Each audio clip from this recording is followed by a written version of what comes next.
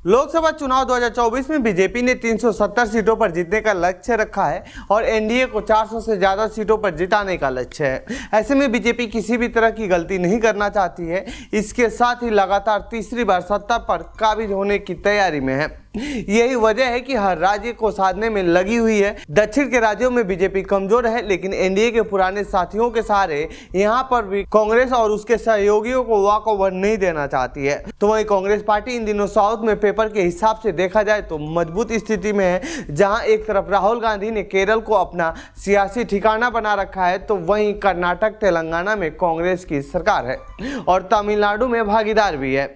ऐसे में BJP in दिनों मिशन साउथ फतह पर काम कर रही है। तो आइए जानते हैं इस रिपोर्ट में साउथ के लिए क्या है बीजेपी का प्लान।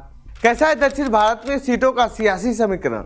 दक्षिण भारत में लोकसभा सीट की बात करें तो सबसे ज्यादा तमिलनाडु में लोकसभा की 39 सीटें हैं। इसके बाद दूसरा सबसे बड़ा राज्य कर्नाटक है, जहां पर 28 सीटें हैं। आंध्र प्रदेश में 25 और तेलंगाना में 17 सीटें हैं। तो वहीं केरल में 20, पुडुचेरी और लक्षद्वीप में 1-1 सीटें हैं।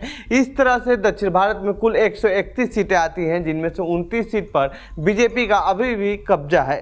बीजेपी 2019 के चुनाव में कर्नाटक में 25 और तेलंगाना में 4 सीटें जीत सकी थी। इसके अलावा दक्षिण के किसी भी राज्य में बीजेपी का खाता तक नहीं खुला था। ऐसे में बीजेपी को अपनी सीटें बचानी ही नहीं बल्कि उसे बढ़ाने की चुनौती भी है, जिसके लिए वो अपने सियासी कुनबे को बढ़ाने की कोशिश कर रही है और दक्षिण भारत की छोटी छोटी पार्टियों को अपने साथ जोड़ने में लगी हुई है।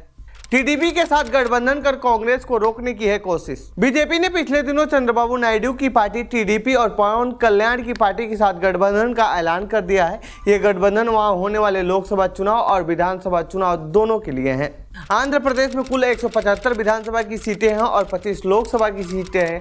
पवन कल्याण की जनसेना पार्टी को 24 विधानसभा और 3 लोकसभा सीटें मिली हैं। टीडीपी और जनसेना पार्टी ने 99 विधानसभा सीटों पर अपने कैंडिडेट उतार रखे हैं। सूत्रों की माने तो टीडीपी आंध्र प्रदेश में बीजेपी को 5 से 6 लोकसभा सीटें और 15 विधानसभा सीटें देने के लिए तैयार है। वहीं टीडीपी कम से कम 17 लोकसभा और 126 विधानसभा सीटें अपने पास रखना चाहती है। माना जा रहा है कि इसी फार्मूले पर नायडू ने अमित शाह और जेपी नड्डा से बात की है। टीडीपी पहले भी एनडीए गठबंधन का हिस्सा रही है। चंद्रबाबू नायडू एनडीए के संयोजक तक रह चुके हैं और 2014 में ये दोनों मिलकर चुनाव भी लड़ चुके हैं। कैसा रहा है टीडीपी बीजेपी का गठबंधन। लोकसभा 2014 में टीडीपी को 16 सीटों पर जीत मिली थी और 29.36% वोट मिले थे। तो वहीं बीजेपी को 3 सीटों पर जीत मिली थी और 8.52% वोट मिले थे।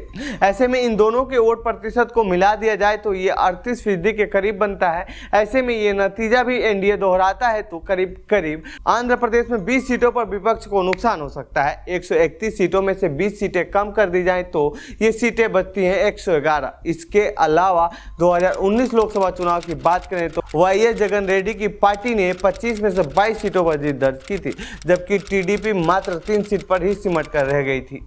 इस रणनीति से कर्नाटक में 25 सीटों पर जीत दर्ज करेगी बीजेपी। कर्नाटक के 28 लोकसभा सीटों में से बीजेपी ने 25 सीटों पर जीत दर्ज की थी। उस समय राज्य में सत्ता में थी, लेकिन अब राज्य में कांग्रेस सरकार में है। ऐसे में 28 में से 25 सीट जीतने का दबाव बीजेपी पर है। यही वजह है कि बीजेपी ने देवगौड़ा की पार्टी जेडीएस के साथ हाथ मिला लिया है।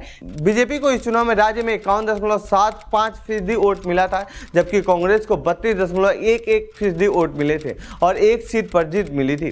तो वहीं जेडीएस को 9.74% वोट मिला था और 1 सीट पर जीत मिली थी। यदि बीजेपी यहां 25 सीटों में से भी 20 बचाने में सफल होती है तो कांग्रेस को बड़ा झटका लग सकता है।